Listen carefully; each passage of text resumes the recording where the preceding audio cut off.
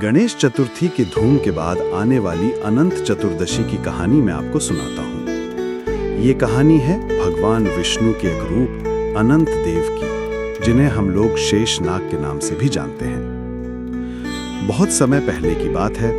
एक समय सुमति नाम की एक ब्राह्मणी थी। उसकी शादी एक ऋषि से हुई जिनका नाम सुमन था। सुमन ऋषि बहुत गरीब थे और उनके पास रहने के लिए घर भी नहीं था।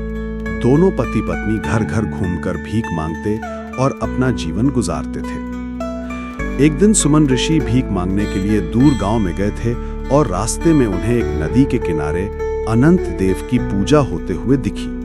वहां सभी लोग एक डोर को पूजा की थाली में सजाकर रखे हुए थे। सुमन ऋषि ने पास जाकर एक महिला से पूछा कि आप लोग ये क्या कर रहे हैं? इस पर उस महिला ने बताया कि हम अनंत देव की पूजा कर रहे हैं।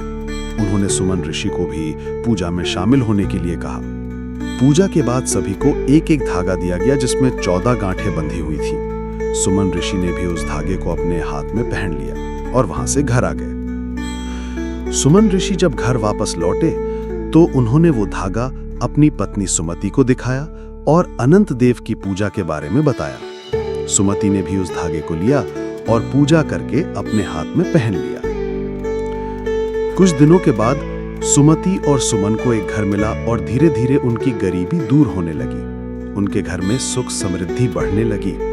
ऐसा लगने लगा कि अनंत देव की कृपा से उनके दिन बदल गए हैं। एक दिन की बात है, सुमन और सुमति ने एक बहुत बड़ा मकान बना लिया था और उनके पास सारी सुख सुविधाएं मौजूद थी। एक दिन उनके घर एक अतिथि आए और भोजन करते समय सुमन ने उस मेहमान के सामने उस धागे को उतार दिया। जैसे ही सुमन ने उस धागे को उतारा, उनकी पत्नी सुमति को लगा कि ये भगवान का अपमान है। सुमति ने अपने पति सुमन को बहुत समझाया कि ये सब अनंत देव की कृपा से हुआ है, लेकिन सुमन ने उनकी एक न सुनी और उस धागे को उठाकर आग में जला दिया। जैसे ही सुमन ने वो धागा जलाया, उनके घर में सब कुछ खत्म होने लगा। उनके पास जो धन था वो सब चला गया। उनकी सारी सुख सुविधाएं छिन गईं। वे फिर से गरीब हो गए और उसी तरह भीख मांगकर जीवन बिताने लगे। तब सुमन को समझ में आया कि ये सब उनकी गलती से हुआ है। उन्होंने अनंत देव के धागे का अपमान किया था। सुमन ने अपनी गलती मानी और वे जंगल में जाकर अनंत देव को ढूंढने लगे। वे दिन रात भटकते रहे और अंत में उन्हें अनंत देव की एक प्रतिमा दिखी।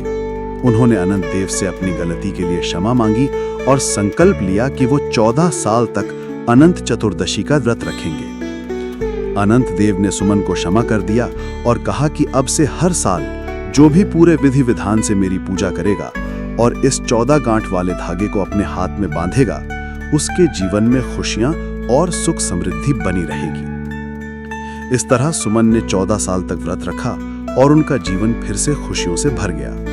वे फिर से उसी तरह सुख समृद्धि से जीवन बिताने लगे।